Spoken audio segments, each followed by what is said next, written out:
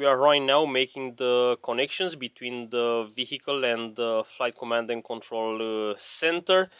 If you remember from the LAS test program, the sphere that is located at a distance of around 75 meters from the test stand. So we are going to receive at the command center the data from the sensors regarding pressure, temperature, and the data from the IMU that is installed on board the vehicle, that is showing how the vehicle, that is showing the attitude of the vehicle during the lift under the landing engine. So yeah, this is a radio data link. So these data are sent via a radio data link, and of course for the flight we are going to have also the data from the sensors sent to the ground via data link. We are mounting the landing engine back on the vehicle, and tomorrow we are going to have a start sequence rehearsal.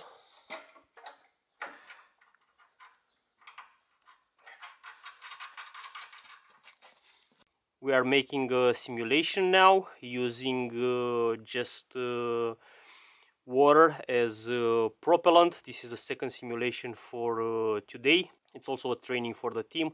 So basically this is the FRR, and with this we are going to conclude the FRR. We went through all the procedures. Right now we are going to release the propellant, the water, from the tank, and this will conclude all the procedures that were performed today.